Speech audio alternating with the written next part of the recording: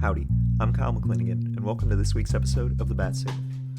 Weeks into an organized sit-in protest, the Vice President of Student Affairs, Joe E. Ramirez, refused to meet with the student organizers, with no indication of meeting on a further date. On March 23rd, student organizers began a sit-in demonstration outside of Ramirez's office in the John J. Coldis building, demanding to meet with him after several alleged attempts to set up a meeting via email failed. Almost a month later, on April 20th, students entered the waiting room of the VPSA's office, where they were ultimately asked by the university police to limit their numbers to 2 members inside, while the rest could continue protesting in the hallway. Protesters agreed to leave the waiting room and return to the hallway only if Ramirez would respond to their request. Associate VPSA Vicky Dobietsky asked Ramirez, and then relayed his message that he would not be meeting with the students. During the first day of the sit-in, one of the organizers of the event, University Studies junior Elise Howard, said the goal from the beginning was to schedule a meeting with Ramirez to discuss the Lawrence Sullivan Ross statue on campus. We're here to schedule a meeting with the VPSA on behalf of Students for a Democratic Society, Young Dems BCS, and Rosie's Tamu for our No Monuments to White Supremacy campaign, which is calling for increased funding and created programs to increase the enrollment of Black, Brown, and Indigenous students at A&M, to hire and retain faculty of color at A&M, and to bolster the resources for minority students and minority groups, as well as remove the Sullivan Ross statue. Howard also said the group will not stop until it secures a meeting with Ramirez. We're going to continue doing actions. There's no stopping this. On April 20th, 5 of the students entered the waiting room in violation of the 2-person minimum, where they were reminded by an employee of the University Express Activities Committee that the limit was still enforced. I know that they had requested to be 2 people in here. I think that we accommodate those 2 people, seeing as this isn't a traditional public forum. After occupying the reception area for over 10 minutes, a second Expressive Activities Committee employee entered and informed the protesters that if they did not comply with the rules, the university police would be contacted. But we also want to inform you of the rules and policies. Like, this is a non-public forum, so the vice president's office has asked that only 2 people sit in the area. And that's what we talked about. If y'all don't, apply to that, then y'all will be asked to leave by UPD. Protesters continued to occupy even after the campus police arrived, and only agreed to leave if the request was heard by Ramirez. It was at this point that Dobietsky, who had recently entered the office, informed them that Ramirez had denied their request. All right. I spoke with Joe Ramirez. He has your list of requests and demands. He is not going to schedule a meeting at this time. When will he? He is not going to schedule a meeting. Ever? That's what I was told. Can we get that in writing? Like, can you Yes, respond please. to our emails? Yes. Can we get I would like to see that in writing, please. I can't force somebody to write an email. I did what you asked me. You need to respond to our request that 2 people can stay, everybody else can go. After returning to the hallway, one of the protesters, Joytis James, a 4th-year philosophy PhD candidate, said the whole situation was very interesting. It's very interesting. I love the bureaucracy, the theater. So unfortunately, there are 2 people that are usually set up there, and this seems to be the template that they're following, who have no say and have no authority, but they just put there as roadblocks and to entertain whatever we're doing. And the strategy seems to be that 2 people will be placed there, which will lead to no consequence, because right behind the office they can hear all the conversation that's happening out here in the waiting room. And knowing full well that we've been doing this request, we've been coming here and doing this, to do the bare minimum of entertaining just a meeting, and the dignity of that is something they refuse. And today we just got a confirmation that Joe Ramirez said we will not be having a meeting, no meeting at all, which baffles me as to how the Vice President of Student Affairs, when students are showing concern, can completely ignore that and put on a kangaroo court in a way that just completely rejects. The VPSA's office could not be reached for comment at the time of publication.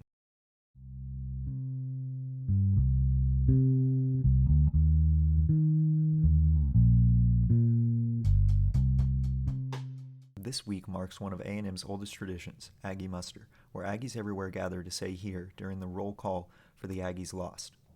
Each muster features a speaker, and here to talk more about this year's speaker is Caroline Wilbur. Dean of the Bush School of Government and Public Service and retired Air Force General Mark A. Welsh III has been selected as the campus muster speaker for the 2022 muster ceremony.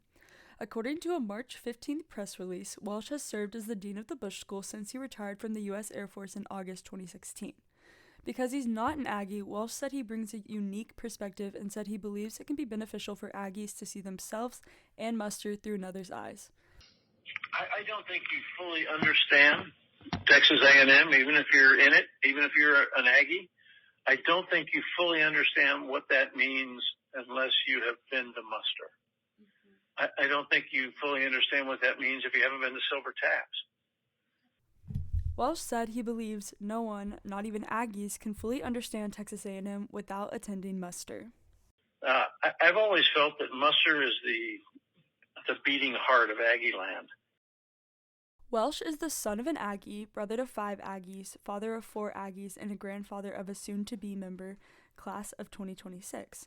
Although he himself didn't attend A&M, Welsh said he is part of a quickly growing line. It's special to me because it's actually not a long line; it's a quickly growing line. Yeah. But my dad was the first Aggie in our family, but there have now been 14. Yeah. So it's growing quickly because of him. And I think Texas A&M has blessed my family. I think it's the best way to say it. My dad loved Texas A&M. He exposed all of us to it early and often. 5 of my 6 siblings are Aggies. We've spent a lot of time around A&M over the years. My wife Betty and I's 4 children are all Aggies. We believe in the place. We believe in what it does for people. We believe in what it prepares you to go do, and we believe in the values that it reinforces.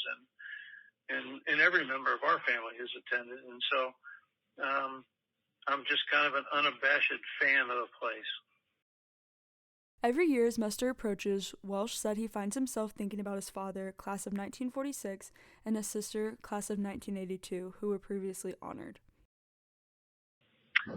Caroline, the only other thing I'd mention is that it's really remarkable to me that each and every year an incredibly dedicated team of current Aggie students do everything in their power to make this experience for everyone who attends muster worldwide such an incredible success.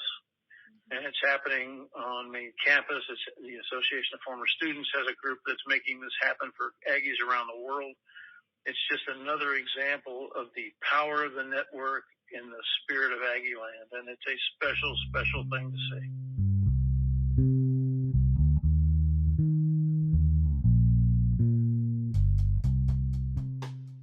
This Monday, April 18th, was the first Draggieland held since the university stopped funding the program. Here to talk more about how the event went is Michaela Rush. So how was Draggieland? Draggieland was awesome. It was the 3rd year of Draggieland, and in addition to it being just a great showcase of drag queens, both from the Bryan College Station area and also from the Houston area, it was really rewarding to get to go see this event that we weren't sure what was going to happen with it, even as recently as a couple months ago. Yeah, and so what was your favorite part? So I think my favorite part was the now crowned Mrs. or Queen of Draggieland for 2022, Jessie B. Darling. Her performance, she is known for being really over the top and zany and funny, and I intentionally stayed off of social media in order to be surprised, and then she came out wearing a huge black cape, full body painted blue, giant platform boots, and was Megamind. And just that first reaction of, oh my gosh, she's Megamind, was probably one of the funniest moments I've ever experienced in a performance. Okay, was she actually that was the inspiration for the costume? Megamind? Or yes, she played music from the Megamind soundtrack. It wasn't, yeah, no, she's very high camp, as you would say in drag, very intentionally over the top. So yeah, and is she?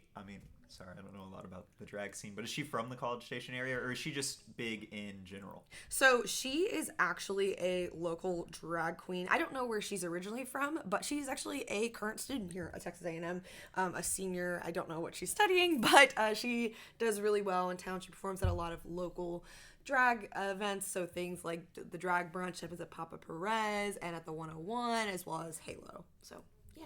Okay, great. And as you said, this is the third year that Draggieland has been put on at A&M, but it is the first year that the university has not officially funded it. So could you just go into a little about how did that affect the show this year? So the biggest thing was just the uncertainty leading up to it. I really thought the organizers did a fantastic job of the show was just as exciting, just as professional, just as much of a production as it had been in years past. But when the university had announced via the MSC Town Hall that they would not be hosting the show, my biggest fear was just that these local queens would not get a chance to be on stage in front of students who, really care about them and their art. But like I said, the organizers really came back. Everything ran super smoothly. It was in Rudder Theater, the smaller venue rather than Rudder Auditorium, but it was completely full, which I thought led for a really great experience. So they sold out. All 750 seats in there were full, and it just made for a really, really great night. So Yeah, great. And so do you think, I guess, all this news around it not being funded and then having to self-fund it led to it getting a lot more publicity than it usually does? Absolutely, yeah, because I think the students who went to Draggieland in years past, a lot of those students were definitely in the crowd supporting and were planning on going anyways. But I think it also just brought a lot of attention to it for students who maybe didn't know about Draggieland beforehand, maybe didn't feel comfortable coming last year when we were still kind of in a rough spot with the pandemic. But it also just led people to realize how big of a drag scene we have here. I know we're no Houston or Chicago or New York City, but we still have a really talented group of local drag queens who you can see, almost every weekend here in Bright College Station. So it really was a great showcase of them. Okay, well, thank you so much for telling us about your time. Yeah.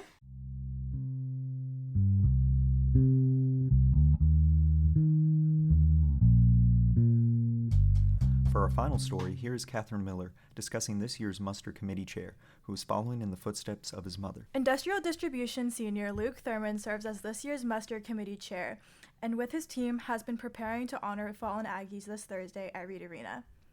37 years after his mother, Leanna Thurman, class of 1985, Luke is serving as muster committee chair. Leanna said seeing Luke as muster committee chair years after her makes her a proud mother. Quote, "I'm proud of him in general for persevering through all he's gone through," Leanna said. Getting to this point with the Corps of Cadets and academics and keeping it all together, he's done a great job with that. Just the fact he wanted to become part of muster made me feel proud.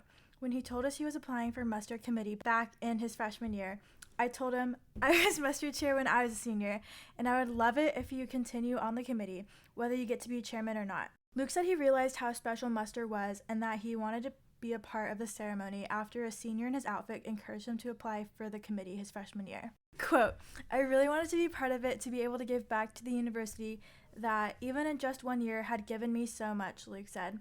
"I applied for muster committee not really thinking about my chances, given that I was only going to be a sophomore, but they gave me a spot on the committee, and ever since that, I've come back every single year with the same mindset and attitude of wanting to give back to the university that's given me so much and give back to those families that have gone through so much." Luke said as committee chair, he serves as the representative and liaison to most of muster's outside partners, including the Association of Former Students, the president's office, people working outside the university, and acts as the figurative head of the committee, working with them on projects and tasks. Luke's father, Rick Thurman, class of 1984, said Luke serving as muster chair not only allows him to have an impact on the university, but on everyone involved in the muster ceremony. Quote, "He has had an opportunity not only to have that impact, but to be in a leadership capacity," Rick said. "It's one of the top student leader positions on campus, and it's pretty significant responsibility and a good opportunity for him to grow individually in the role of the building as well." Even though Rick and Leanna are both Aggies, Rick said they didn't have a set agenda for Luke and his siblings to attend A&M, much less be involved in muster. Quote, "One of the things they encourage the freshmen to do is to become a Fish Aids member, and that's where he really started looking at muster," Rick said. I remember when he was interviewing for muster, he completely forgot that his mom was muster chairman. We thought it was pretty funny. But once he got involved with it, that's when we started helping him fully understand the impact of what muster is above and beyond what he's getting as a member of the committee.